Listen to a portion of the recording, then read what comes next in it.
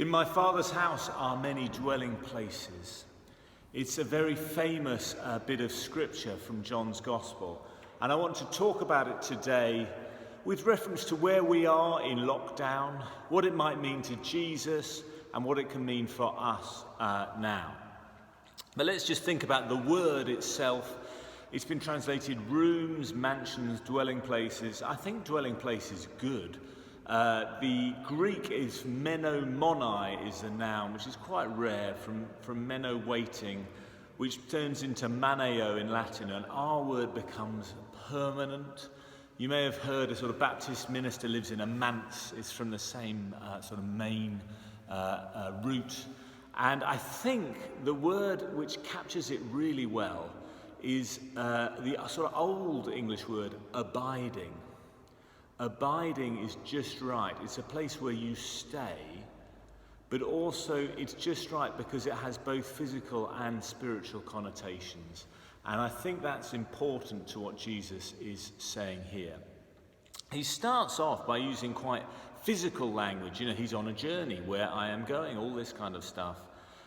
And of course, on the one hand, he's also talking about a journey in time, because he is moving from life to death and going to a different place from his disciples. He's not expecting them to go with him on this journey, so he will leave them, and there'll be a physical difference.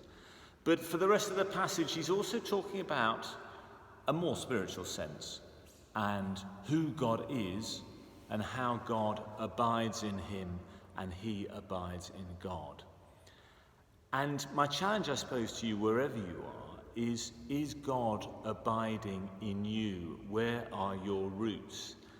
And there are some physical questions which we tend to say, where are you? And if you say to someone on the phone, where are you? You will describe the physical place. But we all have had experiences where on the one hand we're in one physical place, but we're not really there.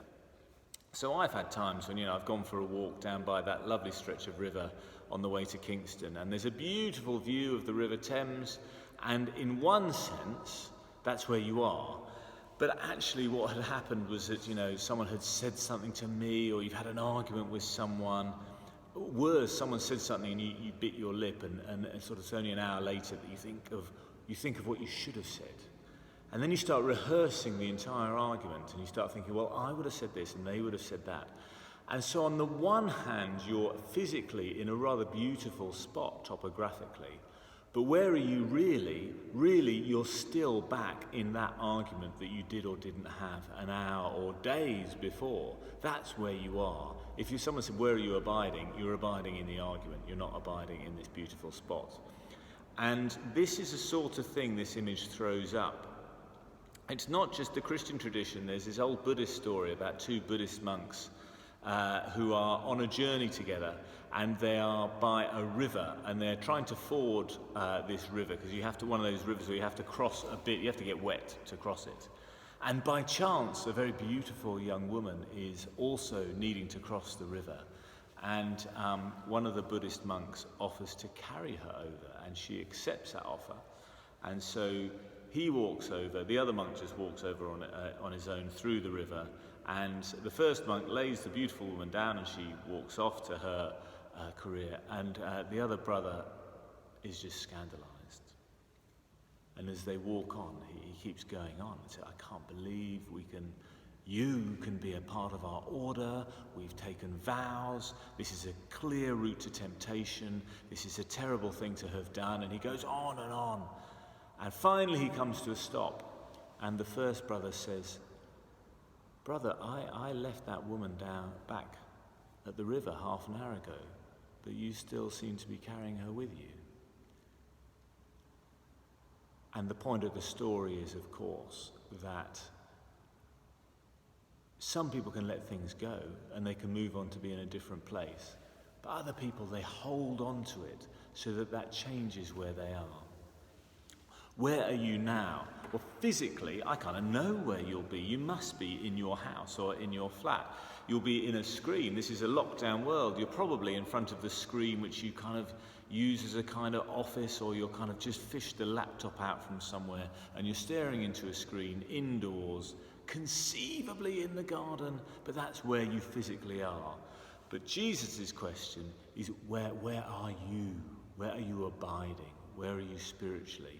Because what he has tried to embody in his life is the God who lives within him. But he then gets it thrown back on him because Philip says, oh, well, you need to show us the Father.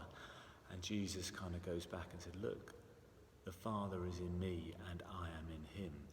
And I think there is a possibility of letting God abide in you more than we do.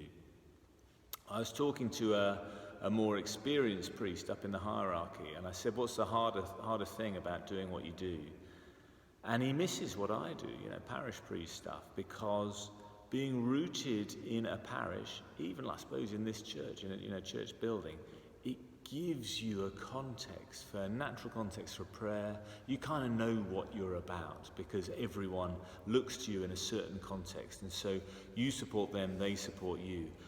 And when he's an archdeacon, when you just miss the parish, you have to be much more rooted, much more stable in yourself, because you don't have the outer blocks which hold you together.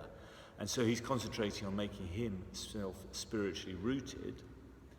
I think that's a potential example for all of us. How can God abide in us? And we can have our fantasy about what we're going to do when we leave lockdown and how things may be all much better. And I'm sure, I don't know about you, I've got a list of all the places I want to go, even quite simple things. But, I'm going to look forward to going to these places after lockdown is lifted. But really, the question is, will God be in me at that time? Because you can go away and you can escape and you go to all sorts of places and you can think that's going to be wonderful. But if God's not with you, and that part of your soul is not centered and right with him, it's not going to make any difference. You're still going to be miserable. Is God abiding in you? And where is your dwelling place? On the surface, it's a physical question, and one right now that's obvious for us. But really, it's also a spiritual question.